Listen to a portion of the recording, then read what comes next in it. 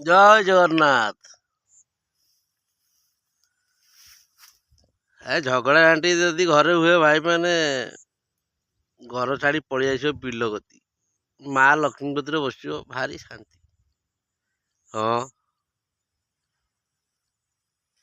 ଉଃ, ଘରେ ରହିଲା ମାନେ କେଚେର କେଚେର କେଚେର କେଚେର।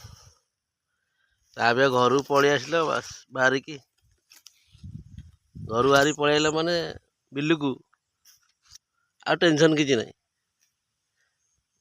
ଯଦି ଇଚ୍ଛା ହୁଏ ସଡ଼କରେ ଟିକେ ମାରିଦେବ, ଏ ତ ଆହୁରି ଆନନ୍ଦ ଆଉ। ହଁ, ସେ ପୁରା ଆନନ୍ଦ। ହଁ, ଆମର ଚଳେ ହେଲେ କଢ଼ା ନୁହେଁ, ସାଧାରେ ଅଛୁ ଆମେ, କଢ଼ାକୁ ଯାଇନୁ। କଢ଼ା ବାଲା ହେଲେ ଟଳମଳ, ସାଧା ହେଲା ଠିଆ ଚାଲ, ଠିଆରେ ଠିଆରେ ଆମେ ମାରିଦେବୁ।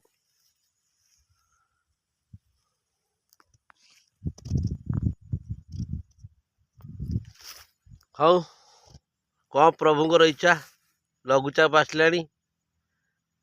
ଚାଷୀ ଭାଇମାନେ ସମସ୍ତେ ସନ୍ଦେହରେ ଅଛନ୍ତି, ଠାକୁରଙ୍କୁ ଡାକୁଛନ୍ତି। ଆମେ ବି ଡାକୁଛୁ ସମସ୍ତଙ୍କ ପାଇଁ, ଭଲରେ ଭଲରେ ସମସ୍ତେ ଧାନ କାଟନ୍ତୁ।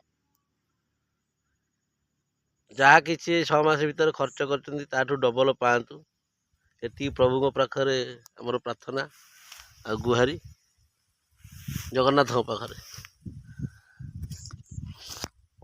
ଆଉ ପଛ ଚାଷୀ ପଛରୁ ଆମର ଧାନ ପାଚି ନେଇ, ପାଚିବ। ଏ ଭାଇର ଚାଷ ଧାନ ପାଚି ଯାଇଛି, ଏ ପାଖ ଚାଷୀ। ଆମେ ଚାଷରେ ପୁରା ଫୁର୍ତ୍ତି, ମନ ଆଗ ଦେଇଛୁ ତ ସେଇଥିପାଇଁ। ଧାନ ପାଚିନି, ଶାଗୁଆ ଶାଗୁଆ ପେଣ୍ଡା ବାହାରୁଛି, ଦେଖୁଛନ୍ତି ନା।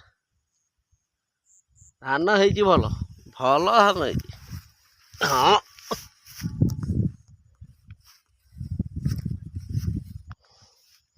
ଧାନ ଭଲ ହେଇଛି, ପେଣ୍ଡା ବି ଭଲ ବାହାରିଛି ସବୁ, ଦେଖୁନାହାନ୍ତି, ଲମ୍ବା ଲମ୍ବା ପେଣ୍ଡା।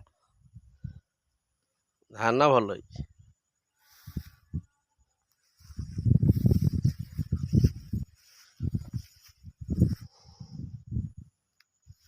ଏ ବି ଧାନ ପାଚି ପାଚି ଆଇଲାଣି।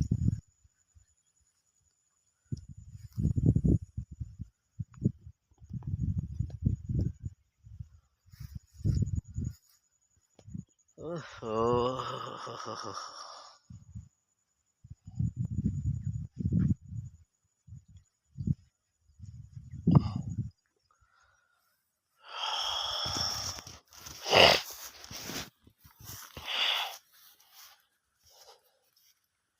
ବିଲ ଆଡ଼େ ଟିକେ ବୁଲି ଆଇଲେ ଟିକେ ମନକୁ ଶାନ୍ତି ମିଳେ। ହଁ,